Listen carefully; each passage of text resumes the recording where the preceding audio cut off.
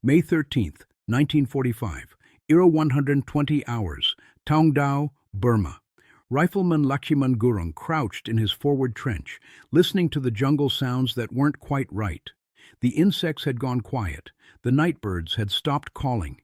In the moonless darkness, 100 yards ahead of his platoon's main line, something was moving through the bamboo thickets. At 27 years old and barely 4 feet 11 inches tall, Gurung was considered too short and too poor for military service when he'd first tried to enlist. Malnutrition had stunted his growth, poverty had weakened his frame, but 4 years of war had proven that size meant nothing when a man carried the fighting spirit of the Gurkhas in his chest. The 4th Battalion, 8th Gurkha Rifles, had crossed the Irrawaddy River 3 weeks ago, pursuing retreating Japanese forces toward the coastal mountains. What was supposed to be a pursuit operation had turned into something deadlier. 2 companies of Gurkhas were now surrounded, cut off from the main British force by over 200 Japanese soldiers who had decided to make their final stand at this forgotten village. Gurung was positioned in the most forward trench with 2 other men, Rifleman Lachhiman Gurung and Rifleman Bhakta Bahadur. They were the early warning system, the first line of defense, the men who would die first if the Japanese attacked in force. The attack came at exactly 120 hours with the distinctive whistle of incoming grenades. What happened in the next 4 hours would earn Lachhiman Gurung the Victoria Cross and prove why German Field Marshal Erwin Rommel once said, "If I had Gurkhas, no armies in the world would defeat me." But first, Gurung would have to survive the next 4 minutes. Lachhiman Gurung was born on December 30th, 1917, in the mountain village of Dahakani, Nepal. His father was Pardaman Gurung, a subsistence farmer who scratched out a living from terraced hillsides that barely produced enough rice to keep his family alive. The boy grew up hungry most of the time. Protein was a luxury, meat was reserved for religious festivals, and shoes were something rich people wore. By age 20, chronic malnutrition had left him weighing barely 100 pounds and standing shorter than most 15-year-olds. But he had something that couldn't be measured in pounds or inches, the warrior heritage of the Gurkha people. For over a century, the British Empire had recruited soldiers from the hills of Nepal after learning the hard way that Gurkhas were the fiercest fighters in Asia. During the Anglo-Nepalese War of 1814-1816, these mountain warriors had nearly driven the mighty British East India Company out of the subcontinent. British officers reported facing soldiers who would charge directly into artillery fire, wielding curved kukri knives and showing no fear of death. Instead of conquering Nepal, the British decided to hire Nepalese soldiers instead. The relationship between Britain and the Gurkhas had become legendary. British officers spoke of Gurkha loyalty with an almost religious reverence.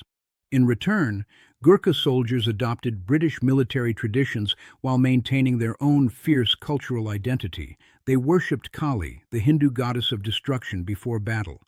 They carried kukri knives blessed by village shamans, and they followed a code of honor that made retreat unthinkable and surrender impossible. The Gurkha motto was simple: better to die than live a coward. This wasn't mere bravado. Gurkha regiments had the lowest desertion rates in the British Army, the highest casualty rates in major battles, and a reputation for fighting to the last man that enemy commanders learned to respect and fear. Japanese intelligence officers had specifically warned their troops about engaging Gurkha units, describing them as fanatics who prefer death to dishonor. Lachhiman had tried to enlist multiple times throughout the late 1930s. Each time, recruiting officers took one look at his skeletal frame and laughed him out of the office. The minimum height requirement for the Gurkha Rifles was 5 feet even. At 4'11", Gurung failed to qualify. But in December 1940, with war raging across Europe and expanding into Asia, the British Army lowered its standards. They needed every man who could hold a rifle, regardless of size. Lachhiman walked 50 miles to the nearest recruiting station and enlisted in the 8th Gurkha Rifles on his 23rd birthday. He proved himself during training with the same determination that had driven him to attempt enlistment 5 times. What he lacked in physical size, he compensated for with perfect marksmanship, unlimited endurance, and the kind of controlled aggression that made veteran instructors step back and reconsider their assumptions about small men. By 1945, Rifleman Gurung had survived 3 years of combat in the Burma theater. He'd fought Japanese forces in the jungles around Imphal, held defensive positions during the siege of Kohima, and pursued retreating enemy units across rivers and mountains that had no names on any map. The Burma campaign was the Forgotten War, a grinding series of battles fought in impossible terrain against an enemy that preferred death to surrender. Temperatures reached 120 degrees Fahrenheit during the day, then dropped to near freezing at night. Monsoon rains turned jungle paths into rivers of mud. Disease killed more soldiers than bullets. Malaria, dysentery, and typhus claimed more casualties than all the Japanese weapons combined. The terrain itself was a weapon. Dense jungle canopy blocked radio communications and made air support nearly impossible. River crossings required engineering expertise under fire. Supply lines stretched across hundreds of miles of hostile territory where a single broken bridge could starve an entire division. But the Japanese were finally retreating. After 4 years of occupation, their supply lines had collapsed, their reinforcements had been cut off, and Allied forces were pushing them back toward the sea. General William Slim's 14th Army had achieved what many thought impossible. They had broken the back of Japanese resistance in Southeast Asia. The question was whether the enemy would withdraw in good order or fight to the death in their remaining strongholds. Japanese military culture emphasized honor over survival, death over surrender. Many Japanese units had received explicit orders to fight to the last man rather than retreat to safety. At Taungdao, they chose to fight. The first grenade landed on the rim of Gurung's trench with a metallic clank that every soldier learned to fear. In the darkness, he could see the distinctive pineapple shape of a Japanese Type 97 hand grenade rolling toward his feet. Training took over. Gurung lunged forward, grabbed the grenade, and hurled it back toward the enemy positions. The explosion lit up the jungle like lightning, revealing dozens of Japanese soldiers advancing through the undergrowth. A second grenade landed in the center of the trench between all 3 Gurkhas. Gurung grabbed this one too, his reflexes faster than conscious thought. He threw it back with enough force to clear the bamboo thickets 30 yards away. The third grenade fell just outside the trench, close enough that Gurung could reach it, but far enough away that he had to stretch his entire body over the parapet. He grabbed the explosive device with his right hand, pulled his arm back to throw it, and felt the world disappear in a flash of orange fire. The grenade detonated in his palm. The blast destroyed his right hand instantly, tearing off fingers and leaving only mangled bone and tissue. Shrapnel shredded his right arm from wrist to shoulder, rendering it completely useless. Metal fragments peppered his face, blinding his right eye and filling his mouth with blood. His right leg took dozens of razor-sharp pieces of steel that would leave him limping for the rest of his life. The concussion knocked his 2 fellow Gurkhas unconscious. Taman Gurung had taken shrapnel to the head and was bleeding profusely. Bhakta Bahadur was stunned and temporarily deafened by the blast.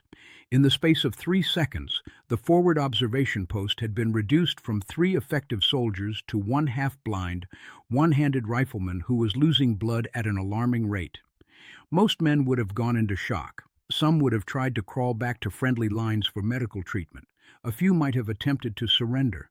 Lachhiman Gurung did something different. He grabbed his Lee-Enfield rifle with his left hand, worked the bolt action to chamber a round, and shouted into the darkness the words that would become legend. Ayo Gorkhali, come and fight a Gurkha. The Japanese attack had been designed to overwhelm the forward positions with superior numbers, then exploit the breakthrough to roll up the entire Gurkha defensive line. Over 200 infantry soldiers were advancing through the jungle, supported by machine gun teams and mortar crews. Once they overran Gurung's trench, they would have a clear shot at the main British positions 100 yards behind. But they had to get past one very angry Gurkha first. What followed was 4 hours of combat that defied every tactical manual ever written. Operating a bolt-action rifle with one hand is nearly impossible under the best circumstances. The Lee-Enfield Mark III was designed for right-handed soldiers who could use their dominant hand to aim while their support hand worked the bolt mechanism. Firing accurately required both hands working in coordination. Gurung had to develop a completely new firing technique in the middle of a firefight. He would lie flat in the bottom of the trench, using his body weight to brace the rifle against the dirt wall. When he heard Japanese soldiers approaching, he would pop up like a lethal jack-in-the-box, acquire a target, fire once at point-blank range, then duck back down to reload. Reloading required a complex series of movements that normally took seconds, but now consumed precious time.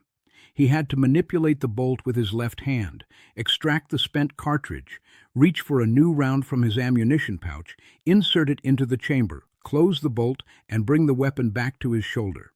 All while Japanese soldiers were trying to kill him with rifles, grenades, and bayonets. The Japanese soon realized that frontal assault wasn't working.